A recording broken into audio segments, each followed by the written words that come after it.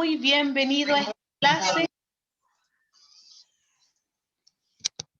Que el Señor les bendiga grandemente.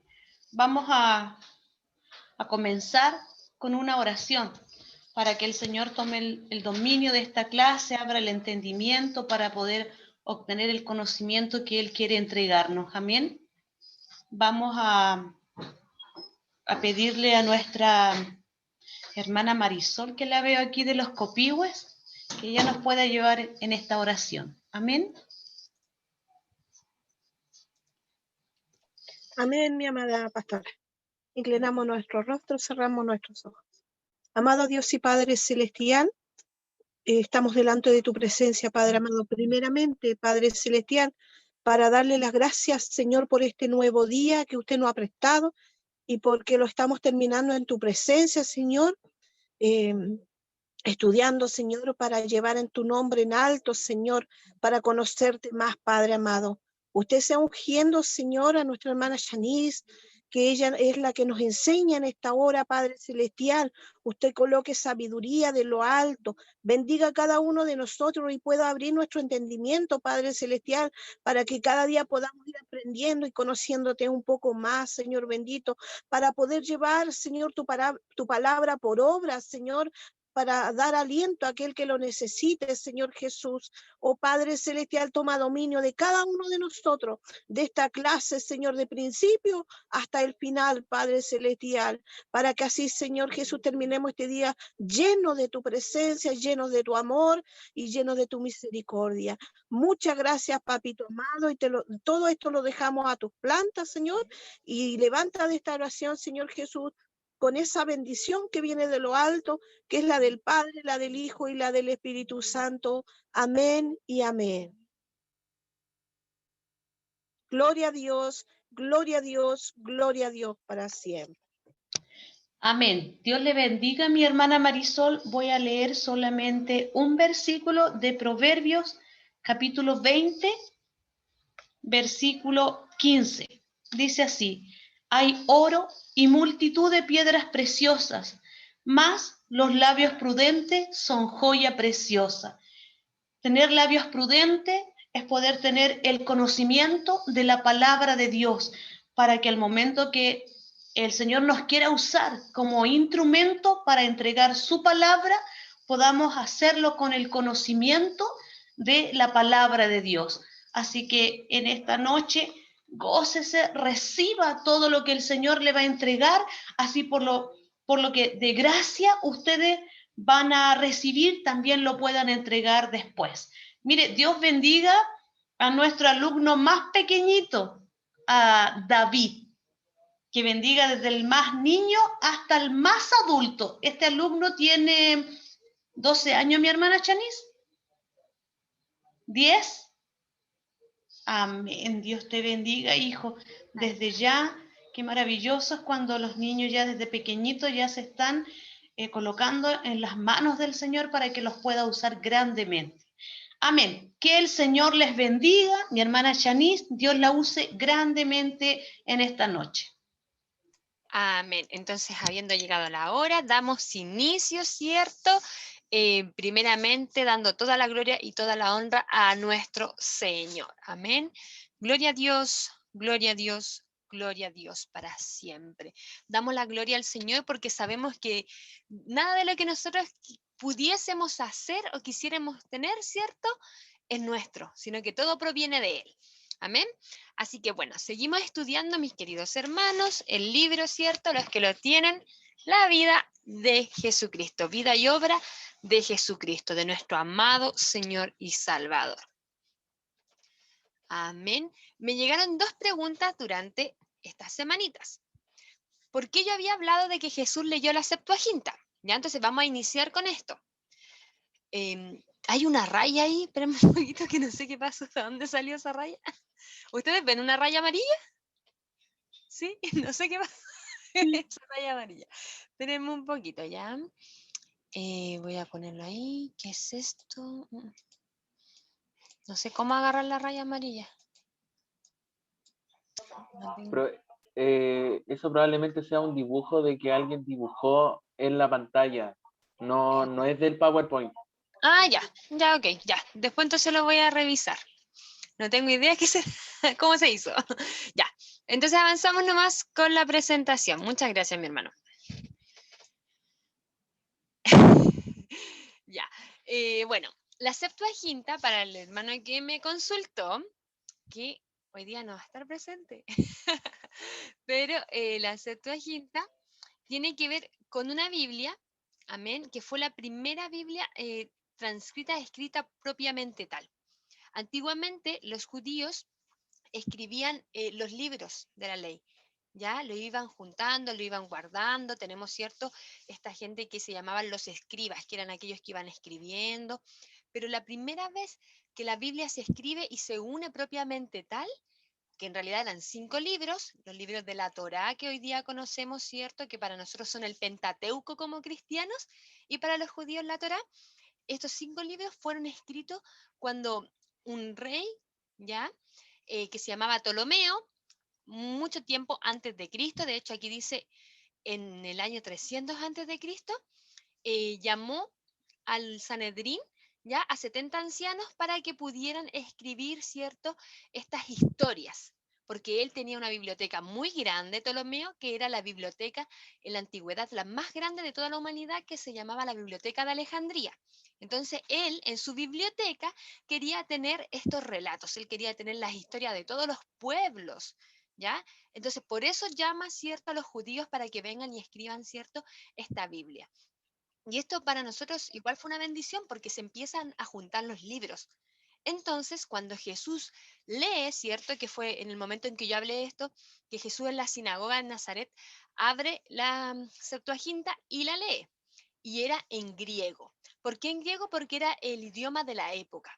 Recordemos que el Antiguo Testamento estaba principalmente escrito en arameo y en hebreo, antiguo ya, y entonces en este tiempo se escribe esta Biblia en griego y es la Biblia que en ese tiempo, en el tiempo de Jesús, está como por decirlo de moda, porque el idioma principal era el griego y recordemos que aquí eran plurilingües, ya eran sociedades que hablaban muchos idiomas porque venía mucha gente de diferentes partes. Ya no como nosotros que hablamos en la mayoría solo español, sino que eran sociedades plurilingües, muchas lenguas al mismo tiempo se estaban hablando. Entre ellos el arameo y el hebreo no eran los idiomas que más se hablaban, sino que eran idiomas locales. ¿Ok? Entonces, por eso se escribe esta Biblia en griego, primero porque la pidió Ptolomeo, ¿cierto?, que era un gobernador griego, y finalmente porque era el idioma que estaba de moda. Entonces llevaba ya casi 300 años esta Biblia dando vueltas por ahí, por decirlo así, ¿ya? Porque tampoco cualquier persona tenía acceso a las escrituras, sino aquellos que sí eran doctos de la ley y podían transcribirla. Ya, entonces aquí como dice una traducción griega, se llama Septuaginta porque según los informes, entre 70 y 72 eruditos judíos participaron en el proceso de la traducción. Por eso es Septuaginta, viene de 70. ¿Ok? Y aquí está el idioma arameo, el hebreo de la Biblia. ¿Ya? Y este es el hebreo moderno, entonces igual existe bastante diferencia en cómo eran las traducciones. ¿Ya? Y obviamente el griego también es diferente. ¿Ya? Entonces, esa fue una pregunta que recibí y se contesta aquí en clase. Así que si usted tiene una duda, no dude en preguntar y después lo respondemos acá. Y si alguien puede ayudar, ¿cierto?, a completar la respuesta, mejor todavía, porque así aprendemos todos juntitos. Perfecto.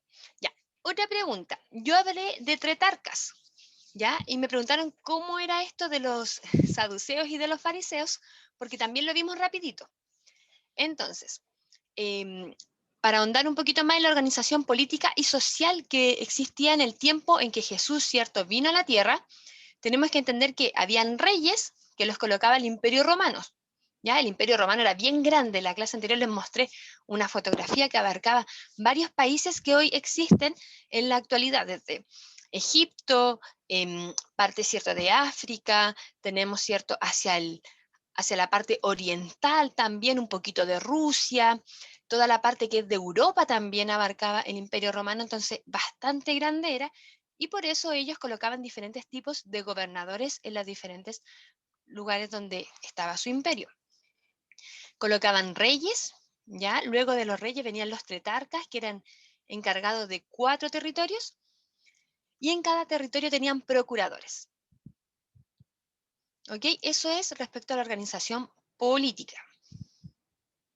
Respecto a la organización social, nos damos cuenta que existen diferentes como clases sociales, y estas clases sociales están directamente ligadas con la religiosidad que existía en ese tiempo.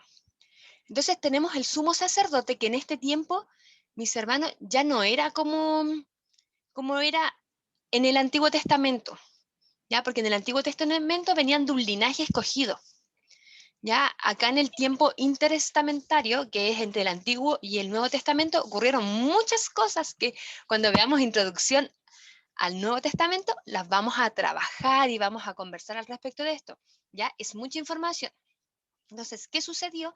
Que el sumo sacerdote era la principal autoridad social, ¿ya? Pero ya no era un sumo sacerdote como legítimo, como de que de sangre le correspondía, sino más bien era un sumo sacerdote impuesto, ¿ya? Estaban los saduceos, que de donde venía este sumo sacerdote también, que es, mis hermanos son griegos, ya es gente de descendencia griega, no judía propiamente tal, que toman la ley, ya, y quieren establecerla, pero ellos a través de sacrificios como se hacía antiguamente. Sin embargo, ya no creen en los ángeles ni en las divinidades. Ellos no creen en la resurrección de la muerte, y ellos son los que le preguntan a Jesús sobre la resurrección, ¿ya? O sea, los saduceos no creían en los milagros, no creían en nada sobrenatural, ¿ok? Y oprimían al pueblo. Los saduceos, mis hermanos, eran los que más dineros tenían, los más acomodados y privilegiados económicamente, ¿ya? Y los sacerdotes también venían de la misma lógica.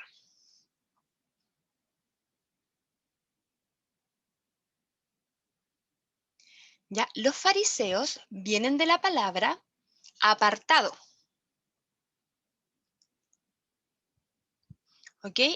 Fariseo significa apartado, significa que los fariseos lo que dicen es que ellos no van a estar juntos con ellos, con los saduceos, sino más bien ellos van a seguir como las costumbres antiguas, ya las costumbres antiguas del Señor. Y los fariseos ya no eran tanto de hacer los sacrificios, ¿ya? Sino más bien sí de oprimir al pueblo, sí de ser muy docto de la ley, de aprenderse las cosas de memoria, pero no tanto de realizar los sacrificios como el Antiguo Testamento lo demanda. ¿Ok? ¿Por qué había un conflicto político aquí, mis hermanos? Y discúlpenme que me detenga tanto en esto, es porque los saduceos apoyaban al pueblo griego en su momento cuando el templo del Señor fue tomado y quisieron colocar una estatua de Zeus ahí. Entonces los saduceos apoyaron eso, apoyaron a los griegos cuando los griegos quisieron hacer eso y oprimieron al pueblo del Señor. ¿Ya? Entonces por eso los saduceos con los fariseos se tenían bronca. ¿Ya? Los escribas son aquellas personas que tenían un conocimiento, ya podían ser saduceos o fariseos, que tenían conocimiento y que ellos iban escribiendo, ¿cierto?, la ley y también sus interpretaciones de la ley. Principalmente eran fariseos. ¿Por qué? Porque los saduceos no interpretaban la ley, la cumplían tal como era. No es como nosotros, que nosotros tomamos, ¿cierto?, la palabra del Señor y la llevamos a nuestra vida cotidiana, ¿cierto?, y tomamos interpretaciones según lo que el Señor nos habla. ¿Ya? Ellos no hacían eso, la tomaban literalmente. Entonces, principalmente los escribas eran fariseos. Amén. Luego tenemos el pueblo común y corriente, ¿cierto? Ahí estaríamos todos nosotros. Bueno, nosotras no, porque éramos mujeres, y en ese tiempo las mujeres eran inferiores. Pero ahí estaría el pueblo normal. Y teníamos acá los celotes, que son un partido político, ¿ya? Y aquí hay que tener mucha atención, porque los celotes odiaban a los saduceos. Y recordemos que los saduceos, entre ellos estaba el sumo sacerdote y todas las personas, ¿cierto?, que tenían que ver con la religiosidad del país. No digo espiritualidad, porque sabemos que en ese tiempo ya no se vivía una espiritualidad, sino más bien una religiosidad. ¿Ok? Entonces los celotes, o celotes también, que lo encontramos en la Biblia, eran más bien una primera línea, por decirlo así. Ellos estaban en contra de esto, incluso mis hermanos, leyendo ahí yo me reía adelante, porque encontré que la palabra sicario venía de un tipo de cuchillos que ellos usaban para asesinar a los saduceos, de la palabra sica, que era un tipo de cuchillo. Lo enterraban, cuando pillaban a un saduceo solo, lo agarraban y lo apuñalaban. Así que imagínense, eran prácticamente terroristas los celotes, ¿ya? ¿Y se acuerdan que Barrabás era de acá, pues, de los celotes? ¿Ya? Y finalmente tenemos los esenios, que los esenios era la gente que sí le correspondía haber sido sumo sacerdote y haber sido sacerdotes del Señor, pero que ellos fueron en la mayoría muertos, ¿ya? Y expulsados. Entonces, en el tiempo de Jesús, estas personas, que eran los esenios, que eran los que realmente les correspondía, se apartaron, hicieron localidades en el desierto. Así era la sociedad del Señor. Entonces ahí entendemos por qué el momento en que vino el Señor fue un momento exacto, porque ya no había fe. Ellos seguían solo costumbres, ¿ya? Así que me detuve en esto porque un hermano me preguntó cómo era lo de los saduceos y los fariseos. Y era muy complejo de explicar en una simple pregunta, sino más bien había que explicar toda la organización social de ese tiempo, que es compleja, pero que cuando veamos introducción al Nuevo Testamento, la vamos a ver a profundidad. Ya, por ahora nos vamos a dedicar solo en la vida de Jesucristo y respondí ya mis preguntas, así que el Señor nos bendiga y ahora partimos de todo con el libro. Ya, mis hermanos. Yo les había comentado que el ministerio del Señor Jesús se podía dividir los 3 años que él, ¿cierto?, trabajó propiamente tal en la obra, en el año del retiro, el año de la popularidad y el año de la oposición, ¿ya? Pero también otras maneras de ver el ministerio del Señor es verlo como fases, no tanto en los años, sino más bien entendiendo los meses que ocurrieron, que transcurrieron en este tiempo. Tenemos, por ejemplo, en la primera fase el periodo de preparación, que nuestro Señor duró alrededor de 30 años. Vimos, ¿cierto?, su niñez, que fue hermanito mayor, que tuvo ciertos más hermanos, que cuando era niño no se sabe mucho de él, más que se perdió una vez en el templo y que en ese tiempo ya desde muy pequeño era docto, ¿cierto?, de las escrituras. Pero más allá no se sabe. Y eso duró alrededor de 30 años. Luego la otra fase puede ser los fundamentos del ministerio, y que aquí encontramos entre 18 y 21 meses en los cuales se fundamenta el ministerio del Señor. Aquí se considera todo lo que tiene que ver con el bautismo, con lo que hizo el Señor, porque dentro de la palabra del Señor nosotros encontramos que hay un silencio que dura alrededor de 8 meses, ya en el año del retiro, que nosotros también le llamamos, entre este y este, hay como 8 meses que son como de silencio. Esos 8 meses se cree que el Señor estaba haciendo lo que hacía Juan antiguamente, bautizar a las personas. Y aquí vemos la importancia del bautismo también en el ministerio del Señor Jesús. Ya se dice que él bautizaba y hacía discípulos. ¿Ya? Entonces luego tenemos el año de popularidad, que nosotros también le decimos, pero acá nos damos cuenta que el Señor comienza a entrenar el ministerio y a expandir el ministerio. A través de las fases se puede ver de estas dos maneras. En un periodo de entre 6 a 9 meses, vemos cómo la popularidad de Jesús crece mucho, mucho, mucho, es súper reconocido, las multitudes lo perseguían, ¿cierto? Y se multiplica de tal manera que existe una quinta fase donde se le llama multiplicación del liderazgo, porque el Señor lo que hace es preparar a otras personas. Amén. Y crea un movimiento de multiplicación y de discípulos que les pide, ¿cierto?, que discipulen a otros. Amén. Entonces, esta manera, ya separado a través de fases, es la manera más misional que se ve la vida de Jesús.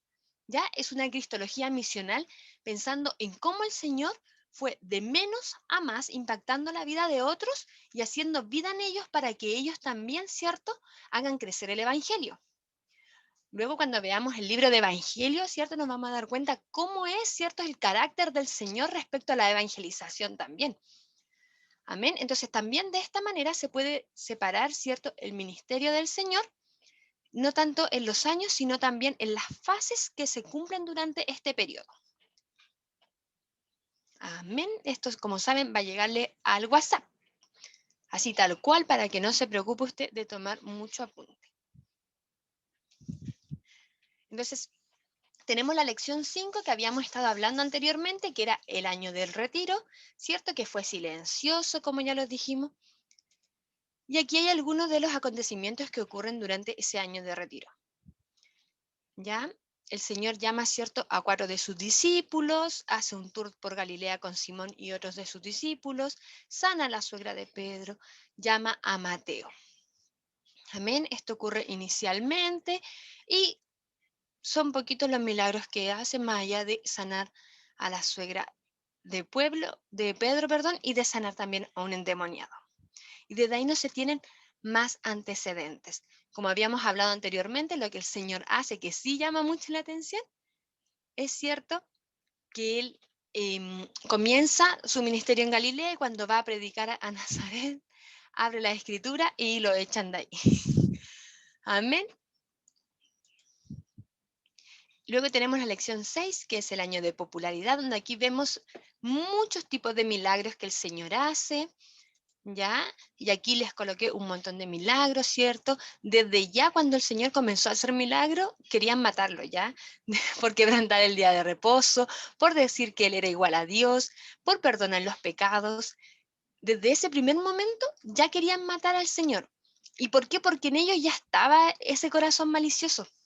Recuerde que en la esquina se mataban entre ellos, po. ¿No les conté yo recién que los celotes veían a un saduceo solo y lo mataban? Entonces ya como que era costumbre para ellos asesinar a alguien. Entonces ellos querían matar a Jesús. ¿Ya? Entonces en el año de popularidad, si bien nos encontramos con muchos milagros, también nos encontramos con algunas predicaciones del Señor, como las bendiciones y los ayes de quienes heredarán y quienes no heredarán el reino de Dios. Amén. Encontramos la resurrección del hijo de la viuda de Naín. Y aquí esto es sorprendente, porque vemos cómo el Señor y cómo sus milagros acompañan, ¿cierto?, la predicación. Cuando hubo el tiempo de silencio intertestamental entre los profetas del Antiguo Testamento, y luego tenemos, ¿cierto?, el Nuevo Testamento, donde aparece Juan, el Bautista, ¿cierto?, que el otro día hablábamos con mi hermano, que era un personaje bastante rudo, ¿cierto?, porque él vivía en el desierto, comía miel silvestre. Entonces, ¿qué pasa con Juan? Juan es el primer profeta que aparece después de tantos años de silencio. Entonces, cuando viene Jesús, no solo es un profeta, sino también viene acompañado de milagros. Juan no hacía milagros, pero Jesús sí. Entonces, esto confirma que la naturalidad no solamente era un profeta común y corriente, sino que estaba toda la deidad de Dios en él. Era más grande que Juan. Y por eso Juan predicaba que él no era digno, ¿cierto?, de desatar el calzado del Señor. Amén. Entonces, no solamente acompaña su predicación y no solamente eran palabras bonitas, sino que también existía todo el poder acompañado de él, ¿cierto? Porque nosotros sabemos que era Dios mismo. Entonces, incluso les pedían señales al Señor. Los fariseos y los fariseos, se me olvidó el nombre y los saduceos, le pedían señales, le decían, ya, muéstranos, muéstranos, como si él quisiera hacer las cosas por su propia voluntad. Pero luego sabemos, ¿cierto?, a través del relato del Señor, que él se ceñía a la voluntad del Padre. Él era obediente en todo. Amén.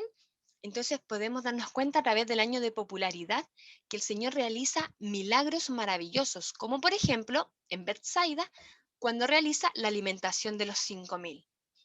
Y este milagro, voy a ver en el chat. Pues si me puedo acercar más el micrófono. Perdón. ¿Ahí sí, mi hermana? ¿Se escucha mejor ahí? ¿Sí? Ya. El milagro de la alimentación de los 5.000 es un milagro tan maravilloso, mis hermanos, y tan grande, que aparece en los 4 evangelios. Amén. Y aquí les puse yo la referencia bíblica. En Mateo, en Marcos, en Lucas y en Juan tenemos, ¿cierto?, este milagro tan gigante de que habiendo solamente 3 panes, ¿cierto?, y 5 peces, se multiplican y sobran 12 canastas. Entonces es como alucinante. Amén. Entonces vemos que el Señor tiene milagros de sanidades, milagros de multiplicación, milagros de calmar la tempestad. Entonces, sobre la naturaleza, sobre los objetos, la capacidad de crear, el Señor la tiene. Amén. Así que ahí vemos diferentes tipos de milagros e incluso de resucitación. Que aquí, cierto, los saduceos quedan, pero locos. porque ellos ni siquiera creían en los milagros. Amén. Y esta es la lección donde ahora sí comenzamos, sí que sí, con lo que nos queda del libro. La predicación del Señor. Y la clase anterior hablábamos, ¿cierto?, con nuestro pastor Trigo, cómo predicaba el Señor. Y el pastor Trigo nos decía que la manera en que predicaba nuestro Señor era una manera muy cercana a la gente. Amén. Y así es. Pero también debemos tener en consideración, como dice el libro, en que esta forma de predicar y esta forma de oír también que tienen las personas de este lugar es particular, porque nosotros como personas occidentales somos más a la rápida, ¿ya? Pero sin embargo las personas orientales de esa parte del mundo son mucho más reflexivas. Entonces son reflexivas y tratan de ver toda la vuelta, por decirlo así, ¿ya? Entonces tratan de ver el panorama completo de una reflexión. Por lo tanto, cuando el Señor hablaba, por ejemplo, del grano de mostaza, ellos podían entender la profundidad. Amén, porque reflexionaban respecto a esto. Recordemos también que ellos estaban acostumbrados al tema de los griegos y ellos eran muy filosóficos. Amén. Pero eso era para la gente que entendía un poquito más. Pero la gente del común acuerdo, ¿cierto?, entendía porque conocían, ¿cierto?, los peces, conocían, ¿cierto?, el campo. Entonces, para unos y para otros, la palabra del Señor iba igual. Sabemos, ¿cierto?, que lamentablemente su conocimiento fue cegado y sus ojos fueron cegados, pero de una u otra forma el Señor tenía, ¿cierto?, la palabra precisa, para que los ojos de aquellos que sí estaban en sus corazones preparados pudieran ser abiertos. Amén. Entonces, ¿cómo era el estilo de la predicación del Señor? Y vemos aquí, ¿cierto?, que él tenía autoridad, que era intrépido, es decir, tenía una actitud de enfrentar sin miedo una situación peligrosa. Ya sabemos cómo le hablaba a los fariseos, sepulcro blanqueado, le decía. Coláis el mosquito, ¿cierto?, y te tragáis el camello, le decía el Señor a los fariseos. Amén. Y hablaba con poder, pero también con gracia. Porque imagínense que los niños se les acercaban al Señor. Significa que no era una persona que causaba miedo. Porque cuando un niño se acerca, es porque haya gracia en alguien. Amén. Un niño no se acerca a una persona que cause temor. Amén. Entonces los niños se les acercaban al Señor por algo. Entonces, ¿y cuál era la idea principal de su predicación? El reino de Dios. El reino de Dios se ha acercado. Amén. Así que quisiera ahora que habilitaran sus micrófonos y vamos a escuchar sus hermosas voces y quiero que alguno de ustedes me cuente cuál es el relato bíblico o de algún tipo de predicación que hayan escuchado, ¿cierto? O que hayan ustedes leído algún relato de lo que hablaba el Señor que le ha llamado la atención. Amén. De los evangelios, por favor, que me cuenten.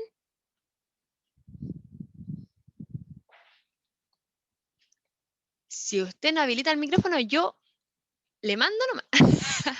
Amén. Veo a mi hermana Edith ahí. Hermana Edith, ¿puede compartirnos, por favor, qué le llama la atención de la predicación del Señor o alguna cita bíblica, algún dicho de Jesús que le haya llamado la atención? Por favor, que nos comparta.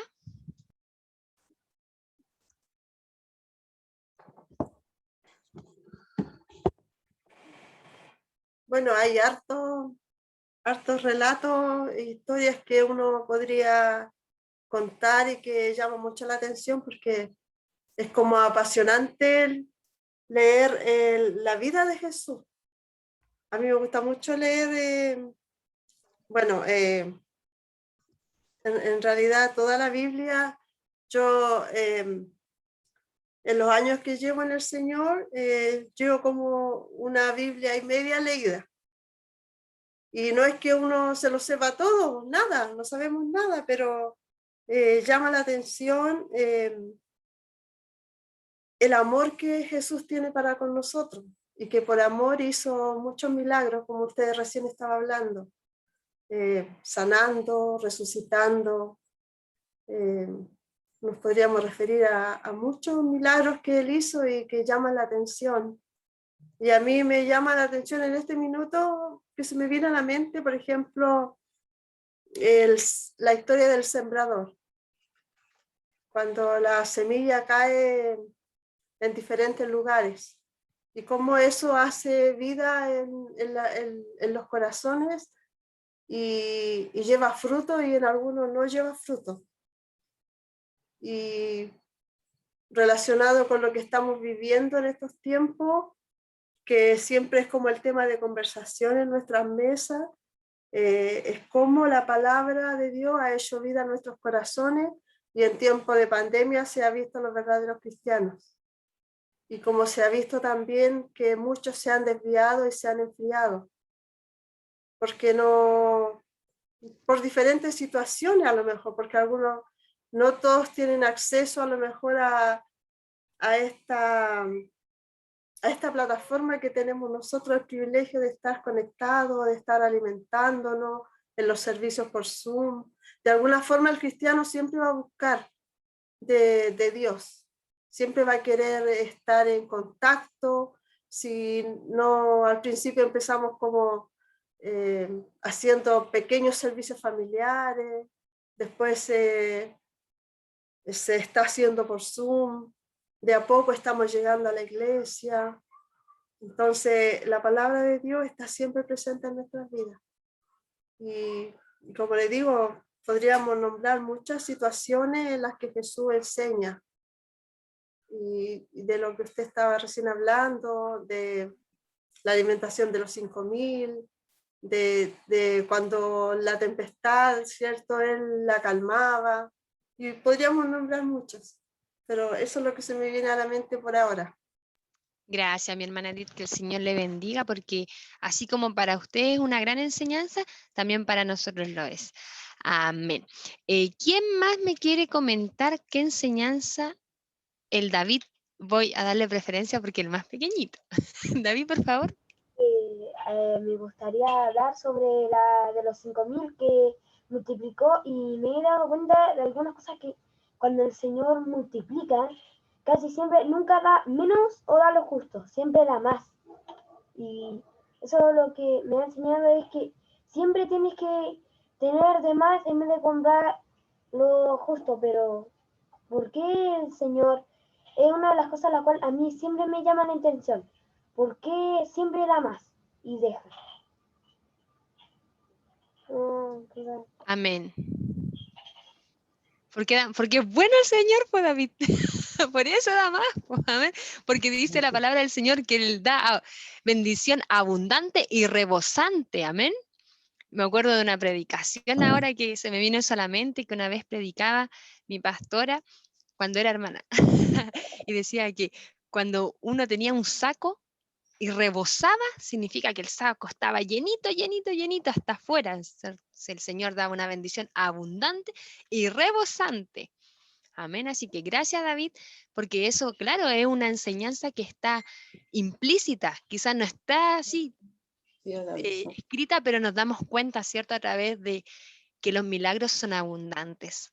Amén. Así que muchas gracias por su participación, joven David. Amén. ¿Quién más va a contarnos? Ahí tenemos, ¿cierto?, a nuestro hermano. Yo, la hermana Marisol. Bienvenida, mi hermana Marisol. A mí me llama siempre la atención la bienaventuranza, donde Jesucristo nos dice siempre: bienaventurado el pobre, porque de él será el reino de los cielos, y tantas cosas que él nos dice, que nos da la esperanza que todos tenemos el derecho o la oportunidad de buscarle a él siempre, que con todo lo que nos habla él, quizá no lo sentimos como perdidos, porque nos da buenas palabras en esa buenaventuranza. Amén, gloria a Dios por eso. Así es. De hecho, después vamos a hacer un recuento chiquitito de un estudio de las bienaventuranzas. Así que muy, muy bien. ¿Alguien más? El último. Abra su micrófono, ¿Sí? Calle para siempre. Amén. ¿Quién habló? Eugenio. Mi hermano Eugenio. Que el Señor le bendiga. Amén. Sí, para mí lo más importante es que Jesús dice que él no, como quien dice, no se rebajaba a discutir con la gente, a buscar cosas, sino que él a través de parábolas, por ejemplo, solamente dice que hablaba. Y eso es lo que me llama la atención, porque hay muchas, o sea, la palabra está llena de parábolas y la gente entendía a través de las parábolas, entendían el mensaje del Señor. Como digo, el Señor sufrió muchísimo, a él lo apedreaban y todas las cosas, y él nunca se enojaba ni cosas así, sino que les dejaba al tiro un mensaje, ¿no es cierto?, de la manera del comportamiento. Podemos ver tantos mensajes como dice de que empieza la siembra de la semilla, después empieza la cizaña y así empiezan, y eso es lo que a mí me llama la atención, y siempre me fijo que en cada mensaje hay dentro de ella hay un ejemplo y una parábola por la cual nosotros debemos tomarla. Amén. Amén. Amén. Gracias, mi hermano Eugenio. Así es, cierto, porque en la palabra del Señor hay vida y vida en abundancia. Así que muchas gracias por sus participaciones. Vamos a seguir avanzando y después seguimos conversando, ¿ya? Entonces, como veíamos, ¿cierto?, a través de los ejemplos de cada uno de mis hermanos, ¿cierto?, la idea principal de la predicación es mostrar el reino de Dios, que el reino de Dios se ha acercado. Amén. Y podemos ver, como ustedes decían, las parábolas. Y aquí puse algunas parábolas, ¿cierto?, encontradas en los evangelios sinópticos. Ya en la clase anterior igual hablamos de los evangelios sinópticos, que son Mateo, Marcos y Lucas. ¿Por qué Juan no está ahí? Porque la intencionalidad de Juan es diferente y porque también el libro de Juan es diferente respecto a cómo está escrito. ¿Ya? No es tan histórico, ya, perdón, y no se enmarca tanto en los acontecimientos, sino más bien en el relato de decir que Jesús, ¿cierto?, es Dios. Amén. Entonces aquí tenemos algunas parábolas encontradas y vamos a ver si es que ustedes las conocen. Acá tenemos la preparación para la enseñanza de las parábolas. Tenemos las parábolas de los suelos, ¿cierto?, que fue la que nos decía nuestra hermana, de que habían diferentes tipos de suelos, ¿cierto? Y por eso, ¿cierto?, caía la semilla en algunos y en algunos la semilla permanecía, ¿cierto?, daba vida y en otros no. Amén. Tenemos la parábola de la semilla, la parábola del trigo y la maleza, o que también nosotros lo conocemos como el trigo y la cizaña. Y qué buena parábola es esa, ¿sí o no? Cuando uno está así como, y de repente se le viene a la mente la parábola del trigo y la cizaña y puede descansar en el Señor, porque entiende que junto con el trigo crece la cizaña y el único que la separa es el Señor. No vamos a nosotros a querer separarla, ¿cierto?, y dañar el trigo. Amén. Así que así el Señor nos enseña. Tenemos la parábola del árbol de mostaza, ¿cierto?, de la semillita de mostaza que después crece gigante, que así es la fe. La parábola de la levadura, y aquí es importante, ¿cierto?, porque sabemos que un poquito de levadura leuda toda la masa. Amén. Aquí cuando explica, ¿cierto?, la palabra del trigo y la cizaña, la parábola del tesoro escondido, de la perla valiosa, la parábola de la red y tantas otras más, amén, que podemos encontrar, y aquí les dejé yo la referencia, en Mateo están la mayoría, tenemos en Marcos y tenemos en Lucas. Según el libro de nosotros, entendemos que la manera en que predicaba Jesús, esta manera de parábolas, para ese tiempo fue muy acuerdo. Era lo más, fue la mejor manera en que el Señor pudo acercarse a las multitudes. ¿Por qué? Porque las multitudes ya estaban, por decirlo de alguna manera, hastiadas con la religiosidad. Hastiada porque estaba todo este complot entre los fariseos, ¿cierto?, los saduceos que les explicaba delante. Todo era un tema en que en realidad ellos estaban hartos. Entonces lo único que vino, ¿cierto?, de parte del Señor, una palabra quizás simple, pero al mismo tiempo tan profunda y tan dulce que pudo calar en los corazones de algunos, ¿cierto?, y ser un mensaje de bendición para ellos. Amén. Y aquí tenemos las bienaventuranzas que hablábamos con la hermana, ¿cierto? ¿Y sabe qué? Bienaventurado significa dichoso. En la Nueva Traducción Viviente, dichoso está escrito. ¿Por qué? Porque una persona bienaventurado es una persona que le va bien, que está muy bien Entonces, cuando uno va a la traducción del griego, ¿cierto?, de esta palabra, significa dichoso. Entonces, mire si lo leemos de esta manera. Dice, dichosos los pobres de espíritu, porque el reino de los cielos les pertenece. Dichosos los que lloran, porque serán consolados. Dichosos los humildes, porque recibirán como tierra la herencia. Y esta parte, mis hermanos, quisiera detenerme yo aquí, porque en esta parte, esto de recibir la tierra como herencia significaba que ellos serían los encargados de repartir la tierra. Y sabe que la tierra era tan importante para el pueblo de Israel. Y cuando Jesús les dice esto, es como, wow, para ellos. Porque ellos no tenían casi nada, así era la gente más pobre la que el Señor le iba a hablar. Entonces ellos, los humildes, iban a recibir la tierra como herencia. Entonces aquí entendemos por qué después viene el año de la oposición, ¿cierto? Porque obviamente el Señor estaba dando un mensaje totalmente confrontacional a la sociedad de ese momento. Dichosos los que tienen hambre y sed de justicia, porque serán saciados. Amén. ¿Y cuánta injusticia había en ese tiempo? Dichosos los compasivos, porque serán tratados con compasión. Dichosos los de limpio corazón, porque ellos verán a Dios. Dichosos los que trabajan por la paz, porque serán llamados hijos de Dios. Dichosos los perseguidos por causa de la justicia, porque el reino de Dios les pertenece. Amén. Si nosotros lo leyéramos en una traducción más actual, así serían estas palabras, más simples. Amén. Entonces, mire qué profundo esto que le decía el Señor a la gente. Se da cuenta que si nuestra predicación fuera más suavecita quizás para la gente, diciéndole, tú vas a ser feliz, tú puedes ser dichoso, ¿cierto? ¿Por qué? Porque el Señor puede vivir en ti.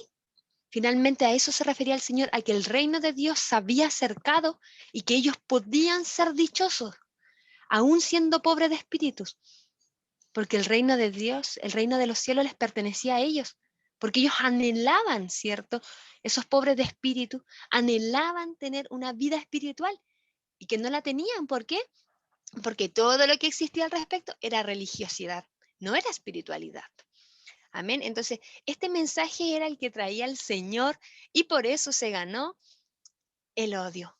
Y aquí vamos a ver la opinión de la gente. Así que necesito colaboradores con sus Biblias activas y abiertitas. Vamos a ver el que tenga Biblia. Vamos a ir buscando estas citas y abriendo los micrófonos y leyéndolas, por favor. ¿Quién quiere colaborar? Usted me dice yo y me dice el texto que va a leer. Amén. Yo, Ya, hermana Marisol, ¿cuál nos va a leer? Lucas 4:15. Ya, hermano Winston, Lucas ¿cuál nos va 4, a leer? versículo 15. Juan 7:46. Ya, perfecto. ¿Quién más?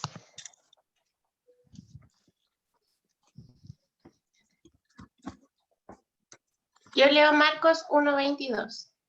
Perfecto. Yo, Juan 7:26. Muy bien, muy bien. Me faltan 2 colaboradores. Juan 7. Juan 7. Lucas 4:22. Ya, mi hermana María Olga. Y Juan 7:47. 49. Perfecto.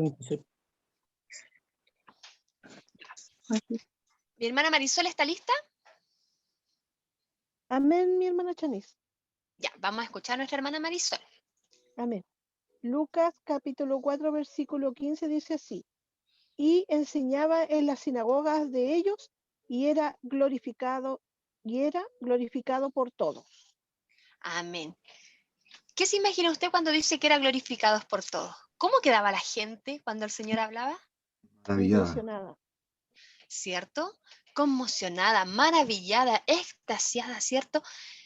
Entonces el Señor marcaba una diferencia cuando él hablaba.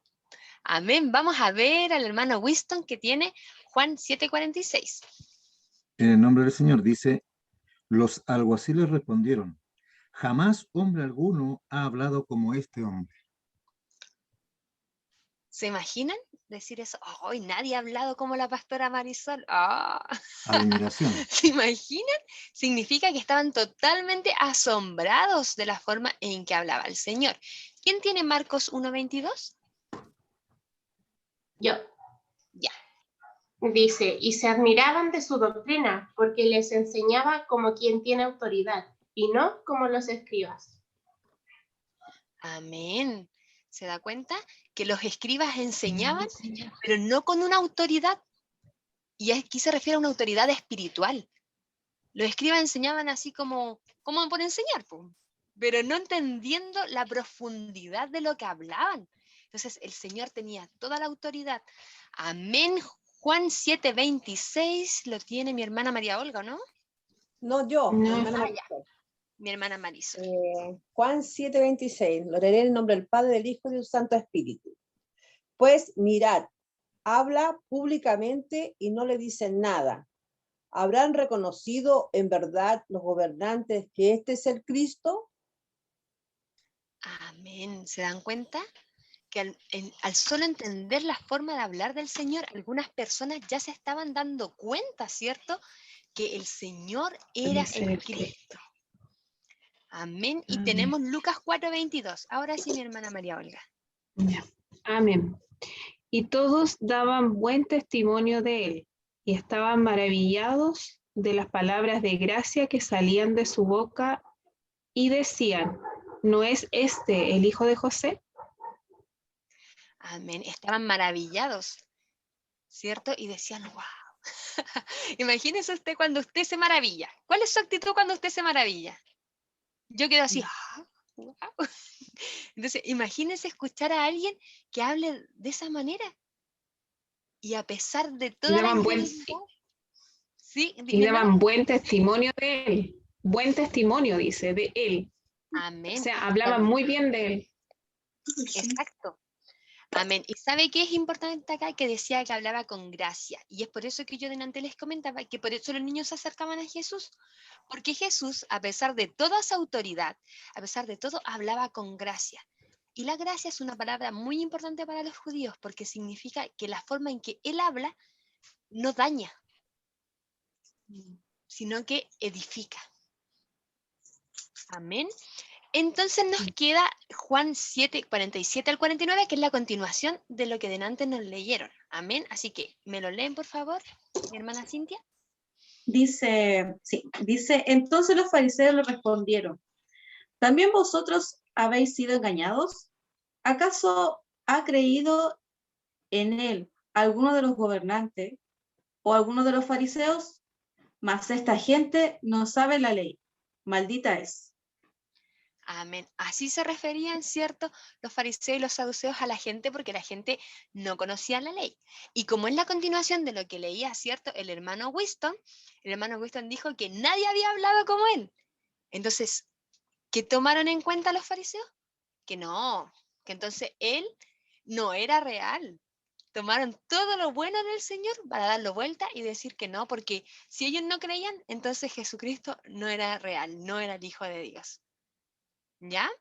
Así que esta es la opinión que la gente tenía de cómo el Señor hablaba, de cómo era su discurso.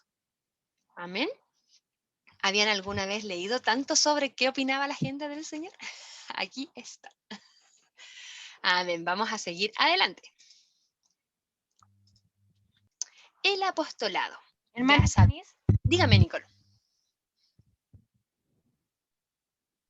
Mire, quería, bueno, es como un pequeño comentario, me estaba acordando ahora que usted hablaba, que decía de que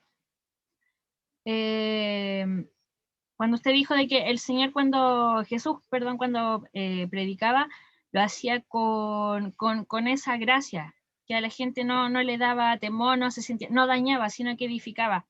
Y el otro día conversábamos en mi casa con mi familia, y mis papás me decían de que cuando una persona se sube al púlpito y va a dar un mensaje o va a predicar, ya sea a la calle o en la iglesia, sé que de repente hay que tener mucho cuidado cómo uno da el mensaje.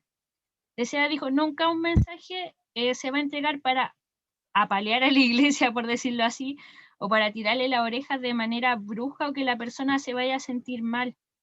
Todo lo contrario, sí, el Señor también nos enseña, nos doctrina, pero con lo que usted dice, con gracia, con cariño, no de una manera que uno se espante o se sienta mal. Y me decía de repente, como uno se supone que uno está encargado de llevar la palabra muchas veces en el trabajo, en distintos lados, que hay que tener ese cuidado y seguir el ejemplo de Jesús en este caso, que lo llevaba de esa manera.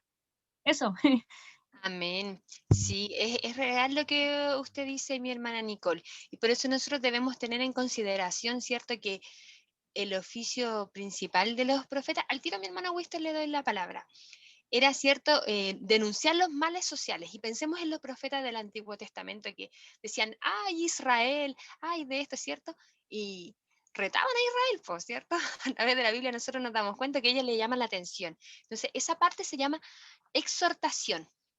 Luego viene la parte de la consolación y de la edificación.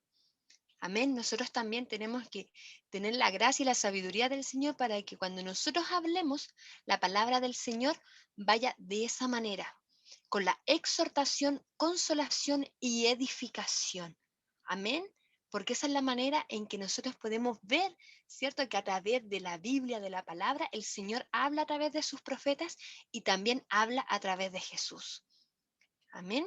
Así que eso también para que usted lo escriba, si es que a usted le toca predicar y quiere que el Señor la use en espíritu y en verdad, tenga en consideración esto, porque a veces nuestro celo es muy grande y es algo normal, porque a mí me ha pasado que a veces uno tiene celo de las cosas del Señor y quiere decirle, pan, pan, vino, vino, ¿cierto?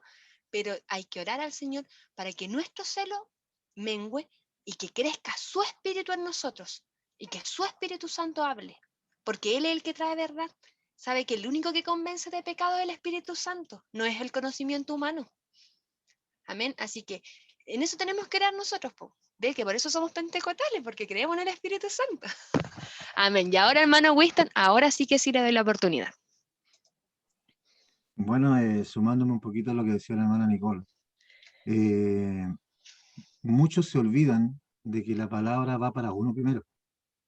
Entonces, es cuando uno tiene que tener la humildad, por eso yo le había escrito ahí que en las cualidades del estilo de la predicación de Jesús, yo le puse ahí que faltó también ponerle a lo mejor la humildad, porque ahí la humildad a uno lo eleva al final, no para vanagloria, sino que cuando con esa humildad uno predica, viene la autoridad del Señor y uno puede, como muchas veces uno ha visto, predicadores que se exaltan, levantan la voz, pero no levantan la voz como retando a la iglesia, sino que esa exaltación es porque están sintiendo a Dios, Dios lo está ministrando, Dios lo está respaldando con la predicación.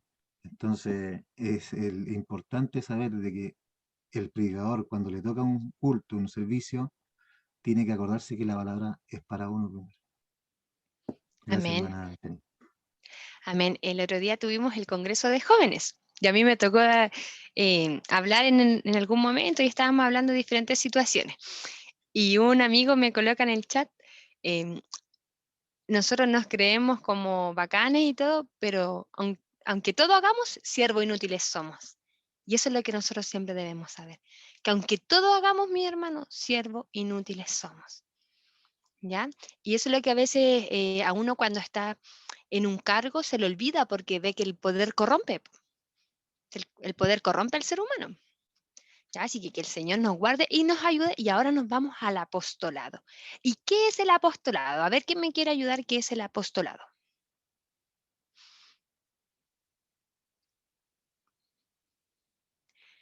¿Qué sería un apóstol? Apostolado, si es que no me equivoco, son los seguidores. Primeramente, para que ellos puedan administrar un cargo, tienen que primeramente mirar y aprender del maestro.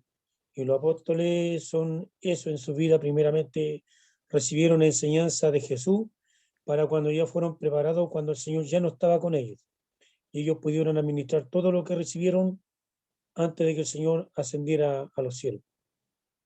Fueron alumnos. Amén, ¿cierto? Tenemos, ¿cierto?, los discípulos que son los seguidores, ¿ya? Y que discípulos tuvo mucho el Señor, muchos seguidores, pero el apostolado es una misión especial.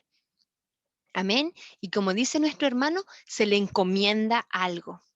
Y aquí vamos a ver que el Señor, ¿cierto?, les tiene una misión a estos sus discípulos, los 12, ¿cierto? Les comisiona algo. Y ahí lo vamos a ver. ¿Ya? Entonces nos damos cuenta que tenemos que el Señor elige gente. No se queda con cualquiera. Si bien muchos lo seguían, el Señor elige a 12.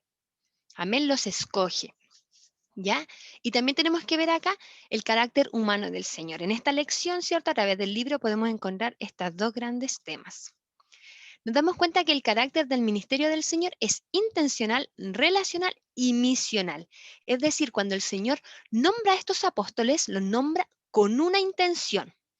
¿Cuál es la intención? Principalmente que ellos crezcan en la gracia y en la sabiduría, pero también que ellos sean comisionados. Por eso dice misional. Les da unas tareas. Y aquí vamos a ver cómo el Señor los elige. Dice, en aquellos días Él fue al monte a orar.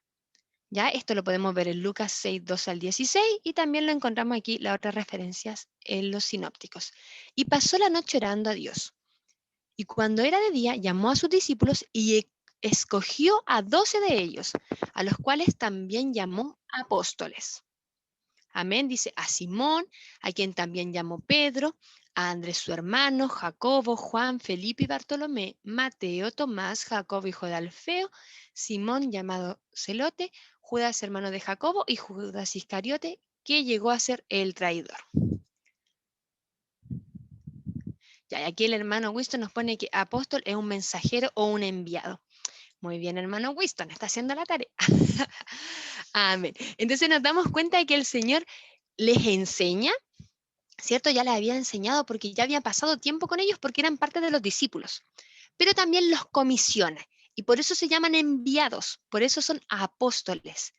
Amén. Entonces nos damos cuenta que la forma en que el Señor se relaciona con ellos es intencional.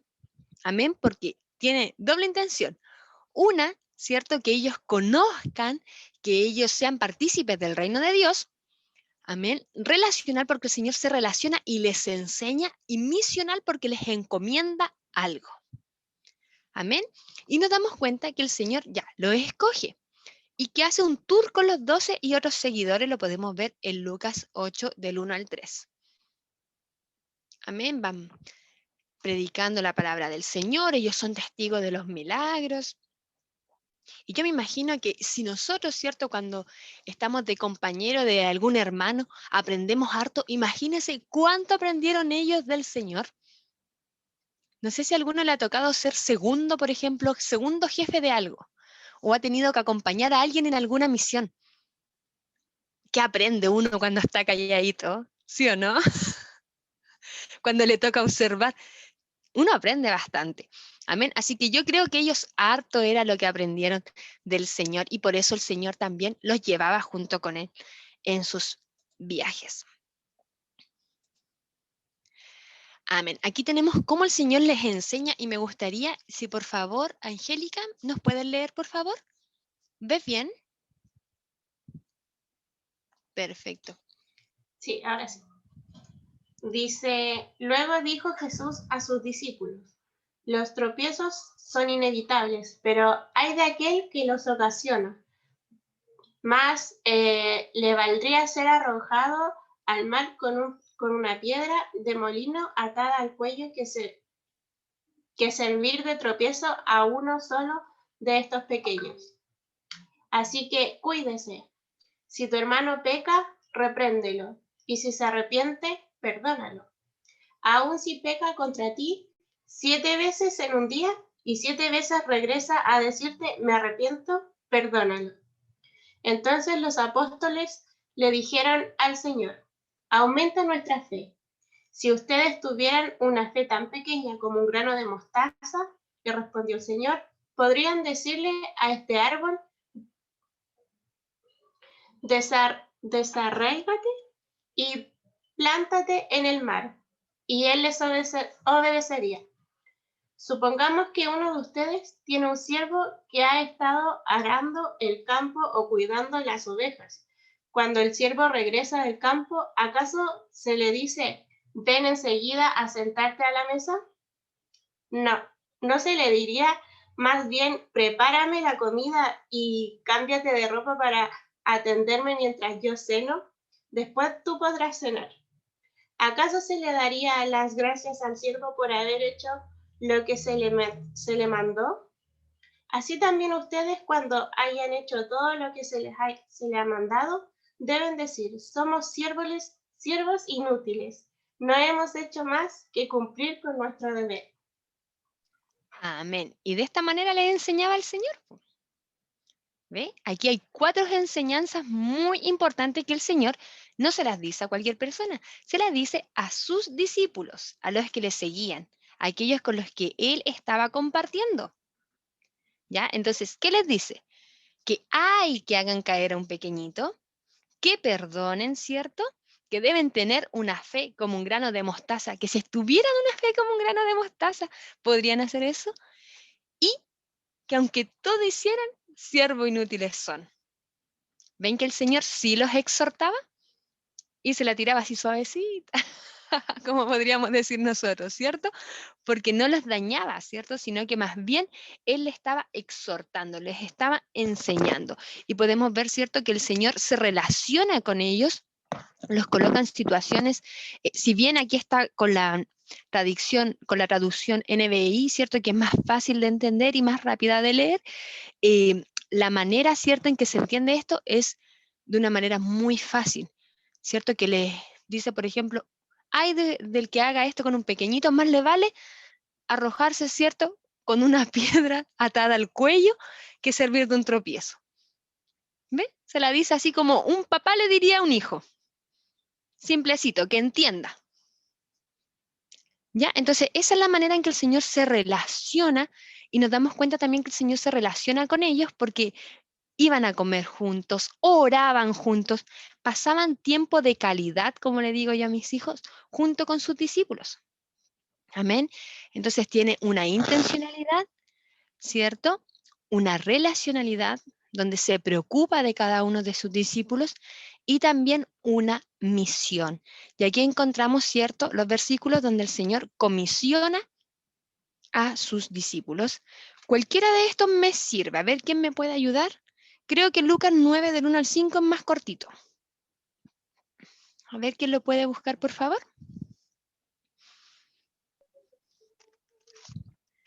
Amén. La hermana Marisol ahí nos va a ayudar. Y vamos a ver qué es lo que le comisiona el Señor a sus discípulos.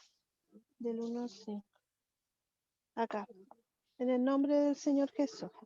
Amén. Dice, habiendo reunido a sus 12 discípulos, les dio poder y autoridad sobre todos los demonios y para sanar enfermedades. Y los envió a predicar el reino de Dios y a sanar a los enfermos. Y les dijo, no temáis nada para el camino, no toméis nada para el camino, ni bordón, ni alforja, ni pan, ni dinero, ni llevéis 2 túnicas. Y en cualquier casa donde entréis, quedad allí, y de allí salid. Y donde quiera que no os recibieren, salid de aquella ciudad y sacudid el polvo de vuestros pies en testimonio contra ellos. Amén. Entonces nos damos cuenta que el Señor los comisiona, los envía, como decía el hermano Winston. Muchas gracias, mi hermana Marisol. Amén. Que el Señor le bendiga. ¿Ya? Entonces, este es el apostolado. Amén. Darle una misión. Después de enseñarle, darle una misión. Amén. Así que bueno, en esto se encontraban en el año de la popularidad, cuando comienza el año de la oposición. ¿Qué significa oposición? En contra. ¿Quiénes estaban en contra de Jesús? Ya nos dimos cuenta, ¿cierto? Desde el sumo sacerdote para abajo. Amén. ¿Por qué estaban en contra de Jesús? Porque el Señor predicaba incluso en contra de la religiosidad.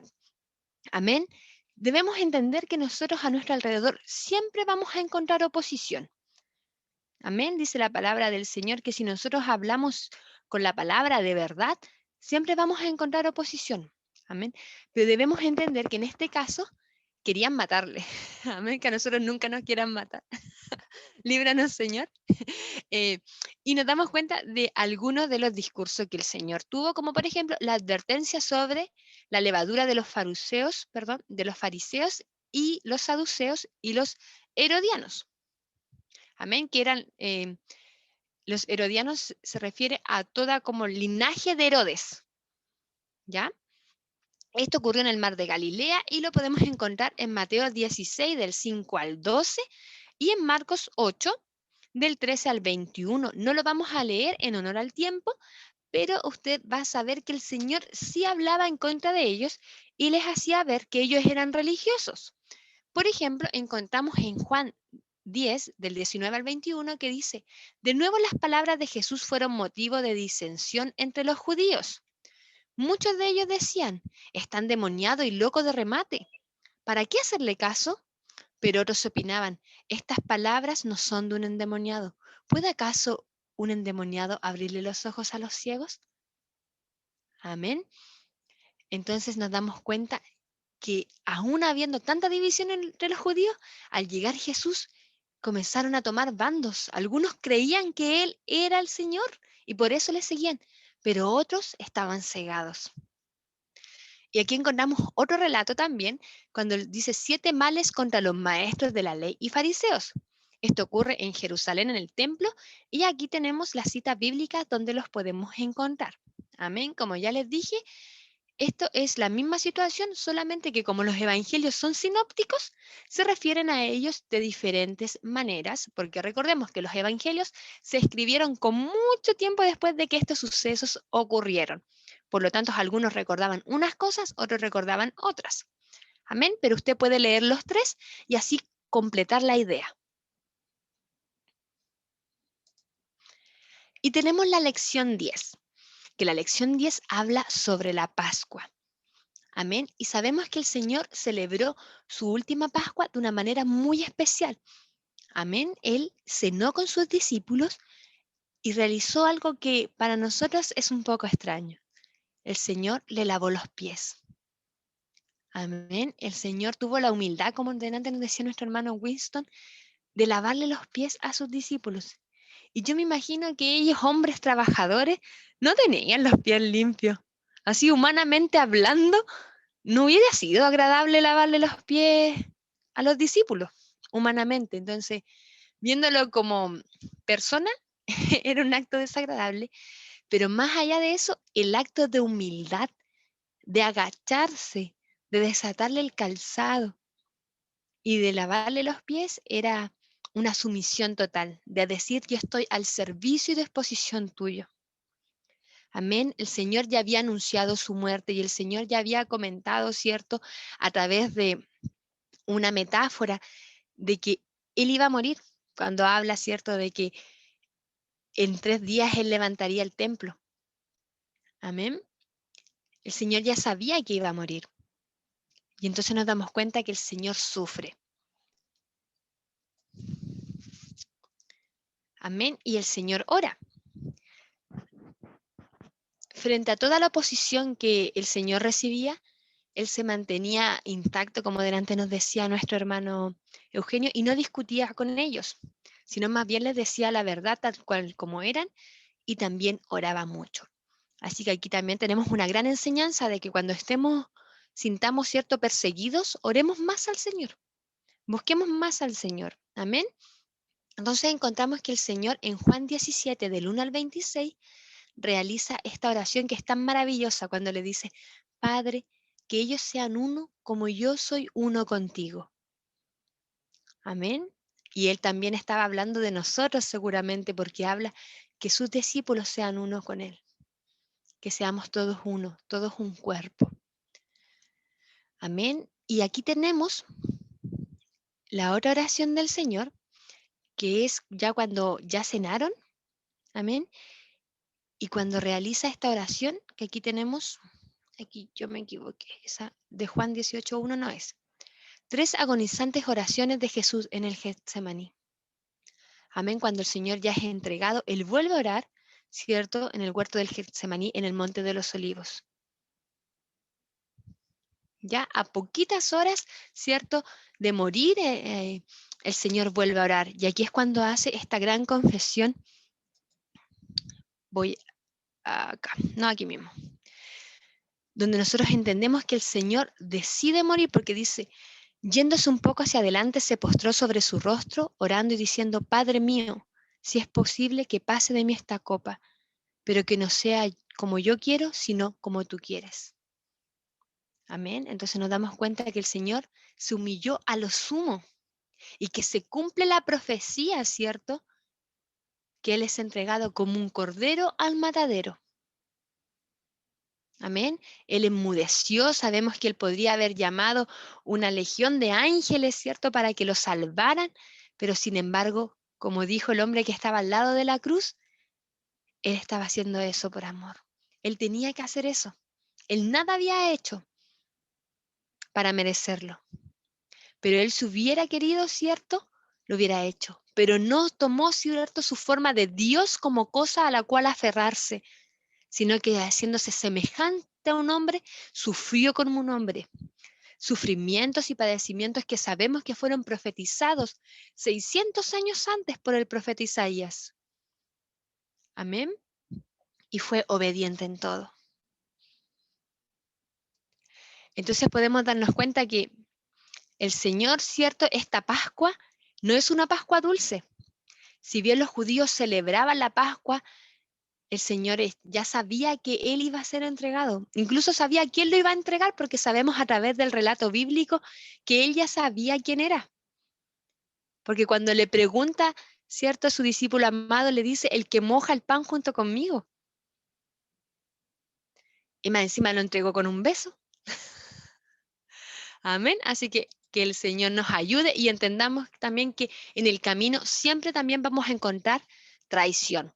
Si al Señor lo traicionaron, si eso hicieron con el árbol verde, como dice la palabra, ¿qué más van a hacer con nosotros? ¿Cierto?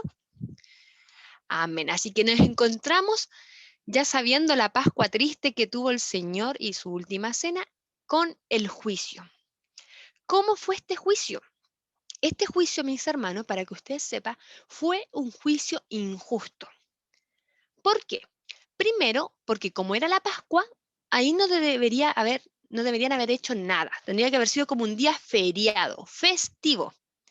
Sin embargo, aprovecharon esa ocasión para hacer esto. ¿Por qué? Porque querían matarlo luego. Si esto fue muy horroroso, le hicieron la cama al Señor Jesús. Dice, la noche en que fue arrestado, Jesús fue llevado ante Anás y Caifás, ya que eran líderes religiosos del Sanedrín. El Sanedrín, para los que no saben, tenemos una pregunta en el chat. No, Pascua no significa muerte por eso.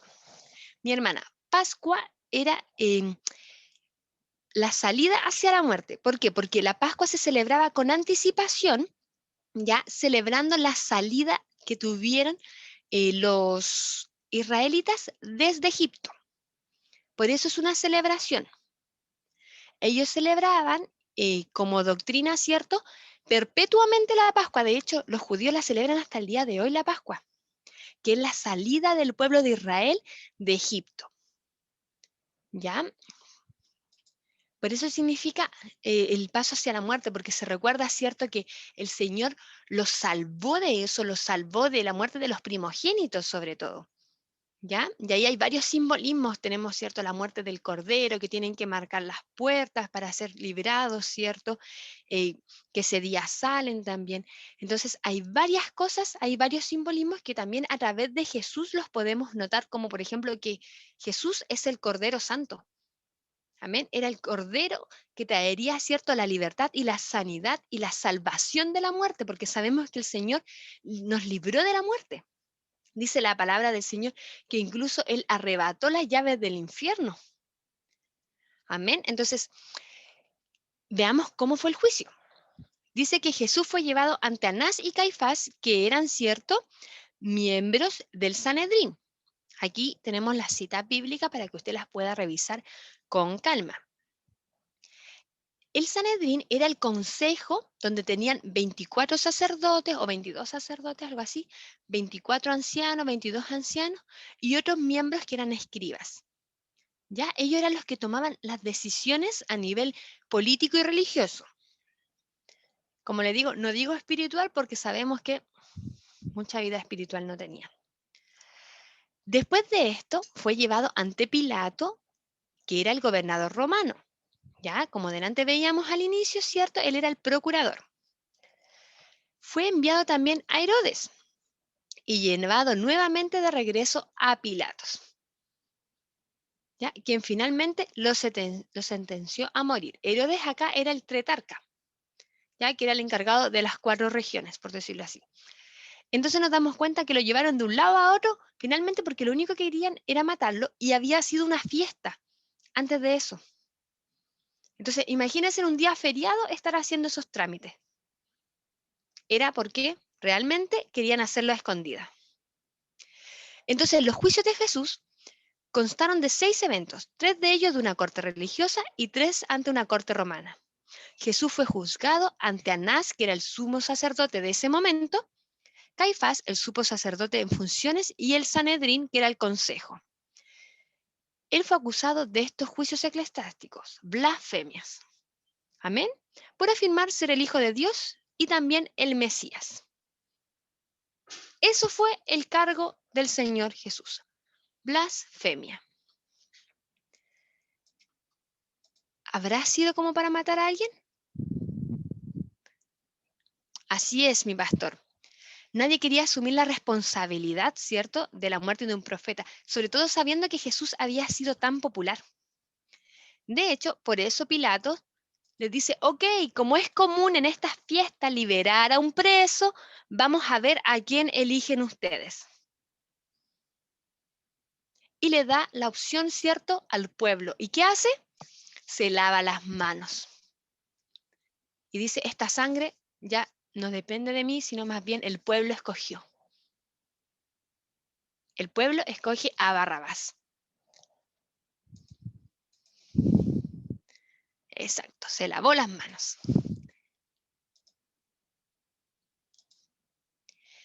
Y luego venimos, ¿cierto?, hacia el momento que para nosotros es el más doloroso y el más triste de saber todo lo que padeció nuestro Señor, ¿cierto? Primeramente en el camino al Calvario, donde sabemos que fue azotado y que fue golpeado y tratado como un ladrón, sin merecerlo porque su juicio era blasfemia. Y blasfemar no es tan terrible, no es como para matar a alguien, pero ellos querían matarle y deseaban matarle desde mucho antes. Amén. Entonces crucificaron al Señor y su sacrificio nos dio vida. Y aquí debemos entender por qué el sacrificio del Señor es tan importante. Y para entender por qué el sacrificio del Señor era necesario, es importante saber que Jesús era 100% hombre y 100% humano. Amén. Entonces vamos a entender lo necesario de la humanidad de Jesús para que este sacrificio pudiera darnos vida. Tenemos que entender que el Señor no tomó su naturaleza divina como algo de lo cual aferrarse, sino que en su naturaleza divina fue obediente en todo a la voluntad del Padre. Amén. El Señor fue abofeteado, el Señor padeció desprecio, el Señor fue azotado, Él fue clavado en la cruz. Amén. Tenemos incluso en el Salmo, ¿cierto?, que ya estaba la profecía. Él murió. Él fue atravesado en su costado. Él fue enterrado. Él fue resucitado. Él compartió nuestra naturaleza humana. Dice la palabra del Señor en Hebreos 1, del 14 al 17, que fue semejante a nosotros en todo. Amén. Él fue hecho semejante a los seres humanos, dice en Filipenses 2, 7. Su humanidad permitió a Jesús, mis hermanos, recuperar el dominio perdido por el hombre. Sabemos, ¿cierto?, que nosotros fuimos creados inferiores a los ángeles, lo dice la palabra, ¿cierto? Sin embargo, nosotros teníamos el dominio sobre la tierra porque el Señor nos dijo, fructificaos, ¿cierto?, y sojuzgar la tierra. Amén. Ese dominio se perdió producto de la caída. Ya en Hebreos ahí aparece bien explicadito también. Jesús, al hacerse hombre, lo que hace es recuperar esto.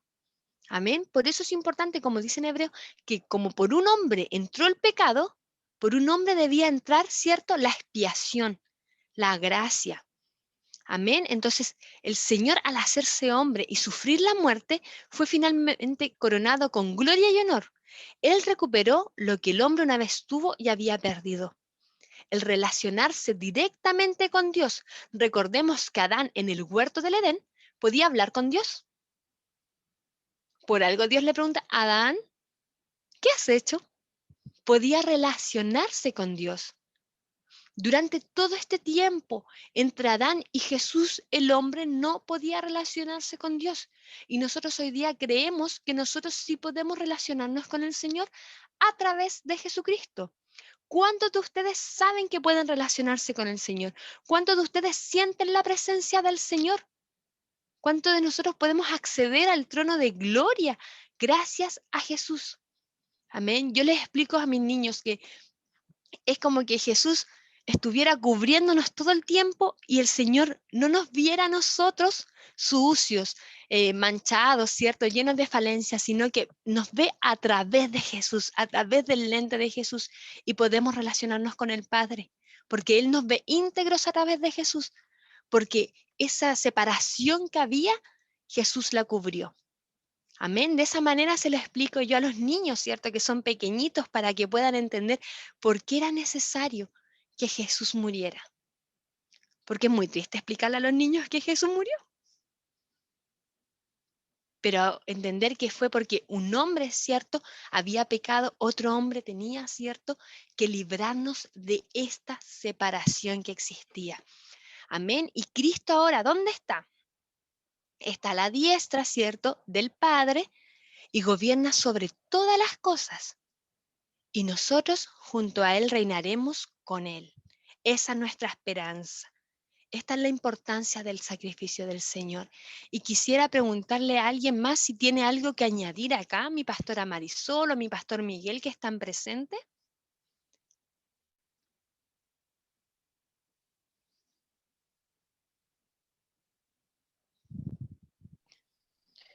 Le doy la oportunidad a mi pastor de Cerro Cordillería, me parece. Sí, mi pastor Miguel. Amén. No, más que nada a saludar, disculpen la demora, o sea, que ya hemos llegado un poquito más tarde, estábamos en servicio celebrando nuestro aniversario en la iglesia, pero agregar a lo que usted nos relataba de que, si bien es cierto, Jesús se humanizó y murió, pero a través de ese proceso vino a hacernos merecedores de su misericordia. Gracias a eso, a ese gran sacrificio que Jesús hizo en la cruz, nosotros podemos, ¿cierto?, comunicarnos y hemos aprendido a dirigirnos directamente a Él y poder entender también y ver en nosotros el poder de Dios a través del sacrificio que Él hizo en la cruz. Sí, recordemos que hasta antes, ¿cierto?, de que Jesús viniera a la tierra o hasta antes de su muerte, era otro sistema que existía, ¿cierto?, de poder establecer sanciones, de poder entregar sacrificios, de pedir perdón por los pecados, donde todo, ¿cierto?, se juzgaba a través, ¿cierto?, de nuestro actuar, pero lo que Jesús vino a hacer fue a romper, ¿cierto?, ¿perdón?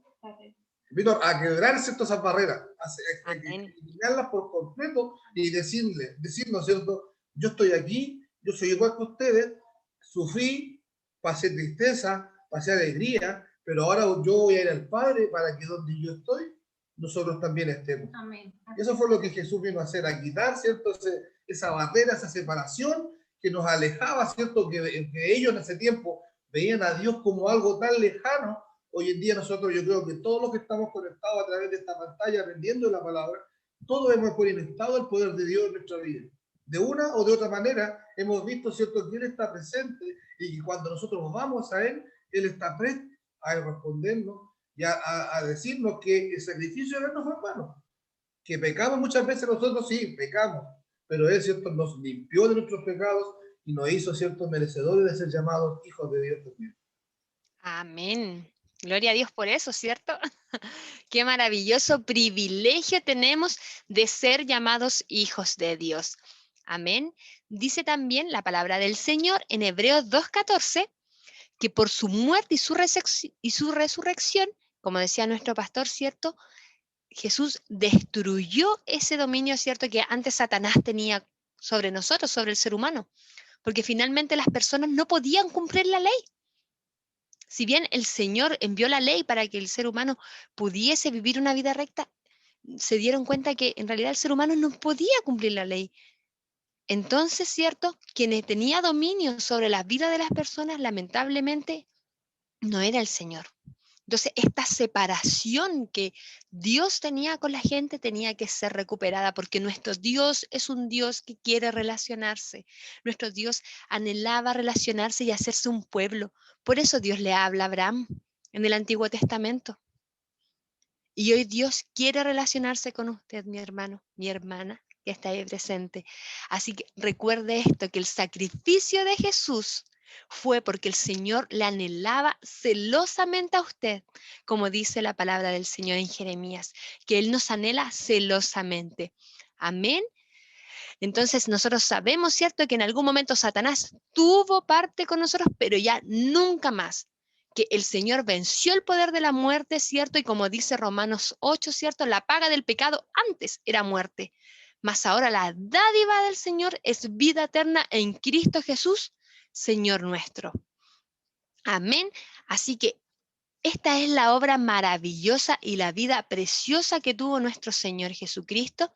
Y si a usted le encanta la vida del Señor y le gusta leer, usted me puede pedir este material que yo tengo, que es el caso de Cristo, que es una investigación exhaustiva de cómo fue el juicio del Señor.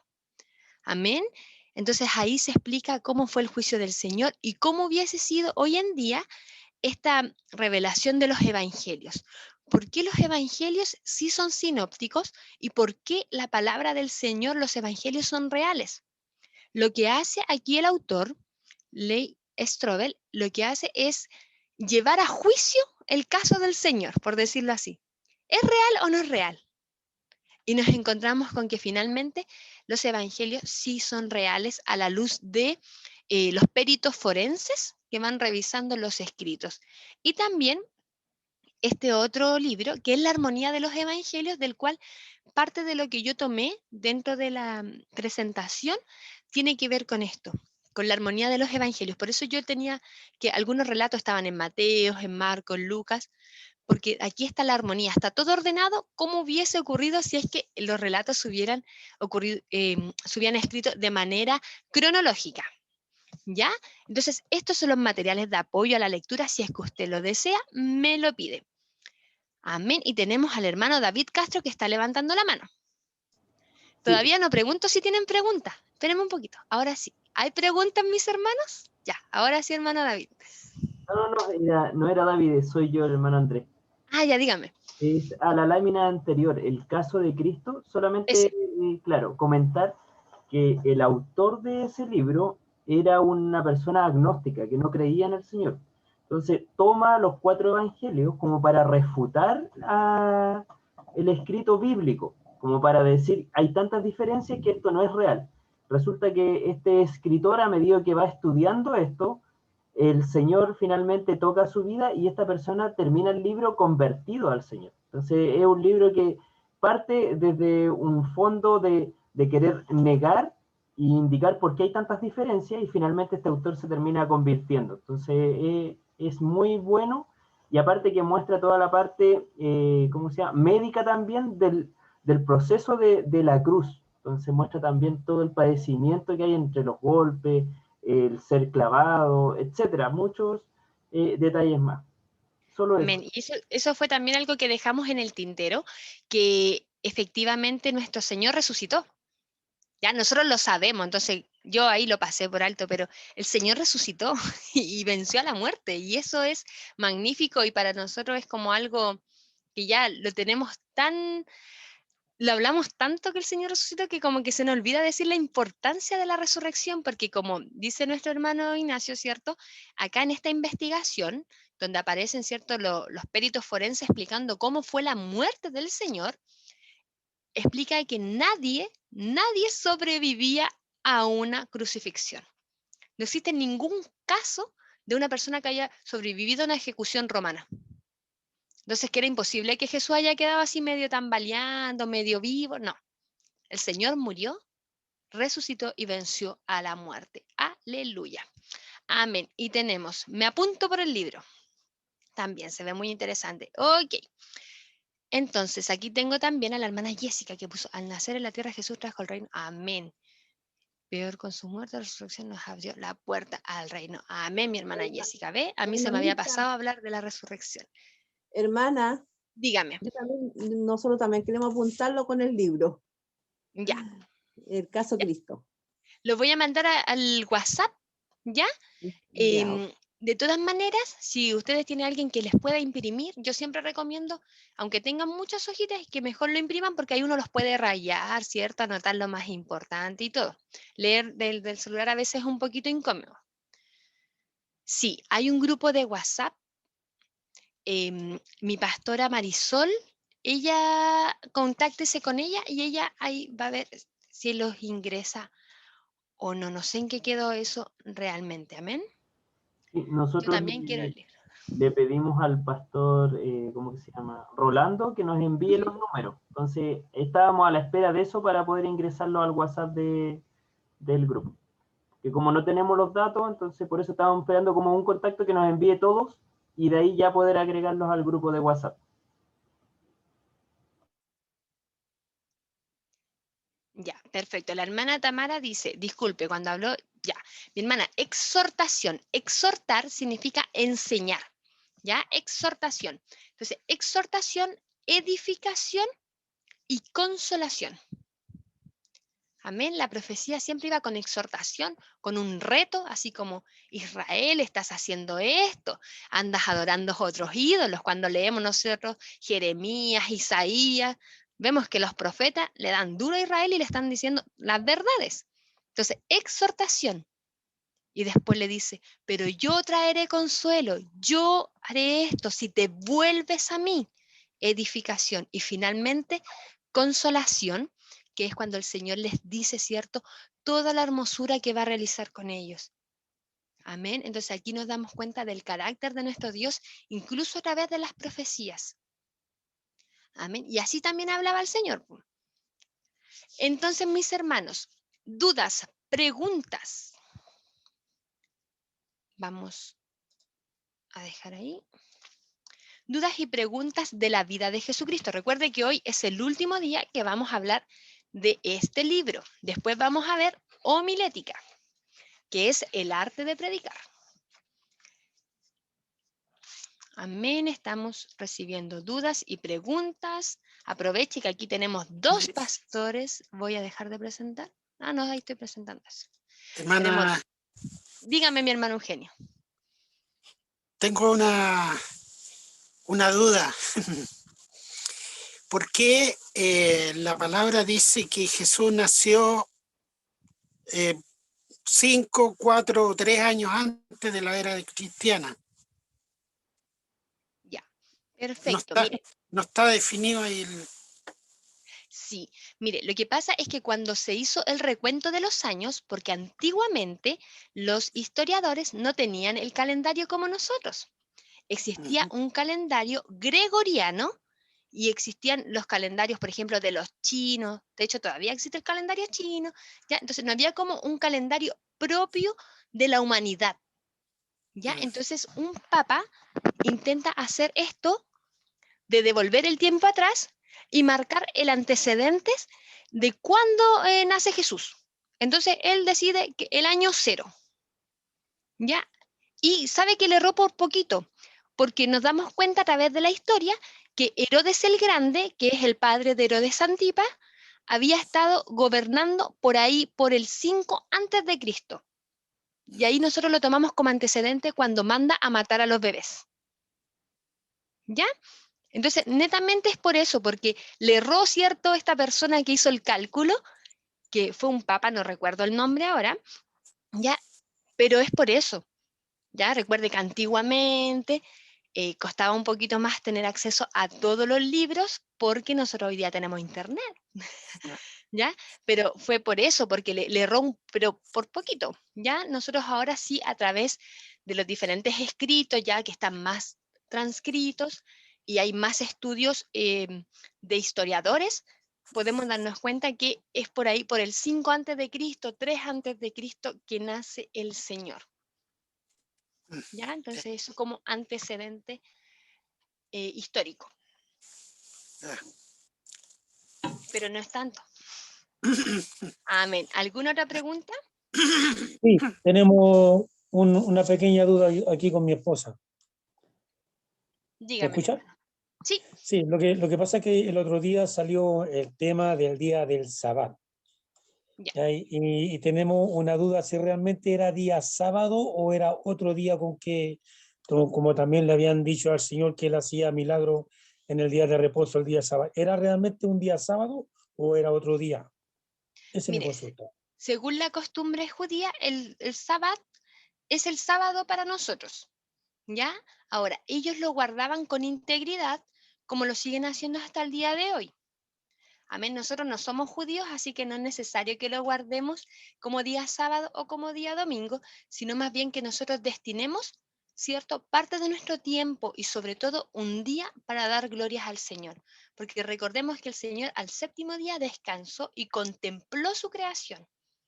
Entonces nosotros al igual debemos tener, ¿cierto?, este hábito y también este diezmo de tiempo, le digo yo. Voy a diezmar mi tiempo, ¿cierto?, de entregar, ¿cierto?, un día para la gloria del Señor, para la obra del Señor, para buscarle.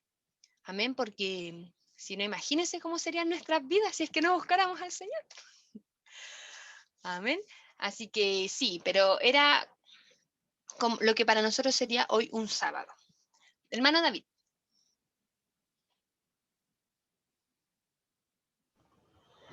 ¿Por qué dijo que este sería nuestra última vez utilizando el libro de la vida de Jesucristo? Ya, porque por cada libro vamos a tener 2 clases. Entonces, del libro La vida de Jesucristo, ya hicimos nuestra segunda clase, primera y segunda clase.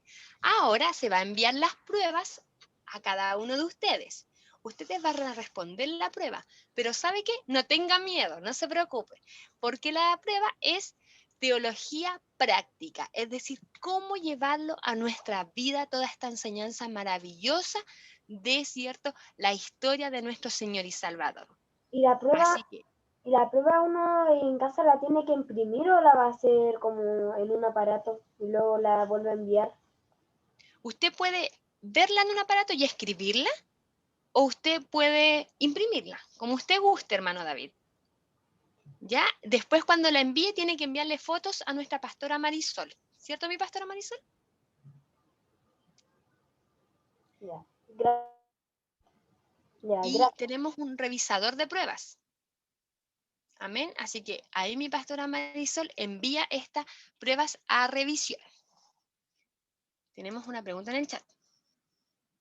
Ahí está. Miren el hermano Winston, ¿cierto?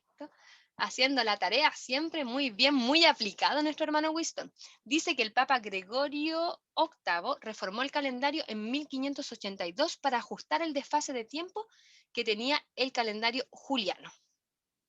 Amén, el calendario bizantino. ¿Ya? Entonces, ¿para qué? Para ajustarlo lo más posible, como 1500, ¿cierto?, de Edad Media, a lo que sería, ¿cierto?, el nacimiento del Señor. ¿Ya? Entonces, hasta ahí hemos dejado la enseñanza del día de hoy. Ya, mi pastor. Hermano Ignacio, ¿puede guardar los números? Dígame, mi hermana Marisol. ¿Las pruebas tienen un lapso de tiempo para contestarlas? Porque yo digo, porque hay algunos hermanos que trabajan, entonces tienen un lapso de tiempo como para entregarlas. Hoy día hasta las 12 de la noche. No, mentira, mi hermana. Mi pastora Marisol puede responder esa pregunta. Gracias, mi hermana. Mi pastora Marisol, ¿cuándo tienen que entregarla? No sé si se me escucha bien porque estoy teniendo problemas con el audio. ¿Se escucha bien o mal? Más o menos. Si la entrega hoy día miércoles, estaríamos recibiendo el plazo hasta el miércoles que viene.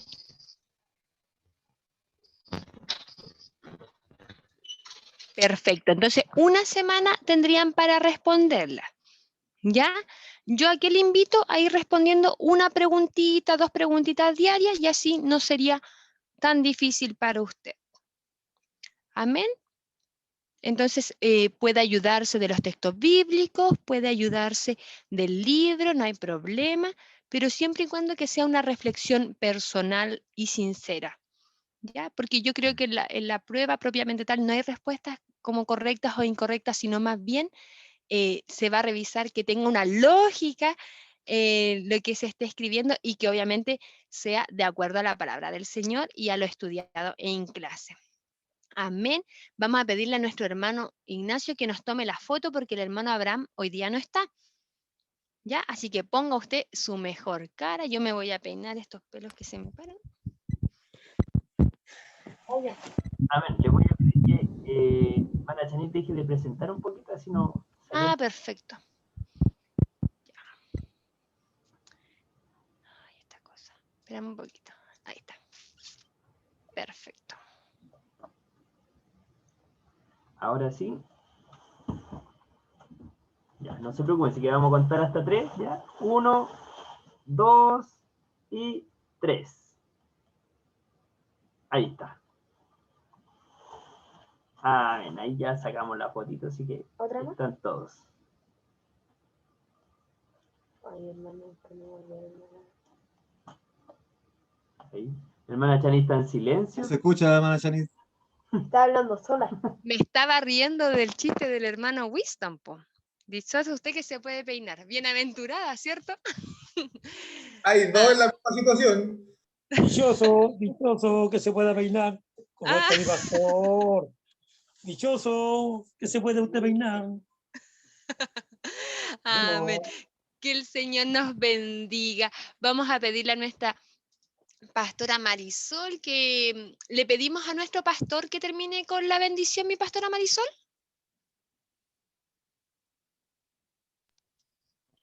No sé si ahora se me escucha bien o más o menos estoy teniendo problemas con el internet. ¿Se escucha más o menos? Se entiende, se entiende. ¿Se entiende? Le preguntaba si le pedíamos a Bueno, nuestro pastor Miguel pedíamos- que nos despida. Sí. Ya. Sí. Perfecto, entonces.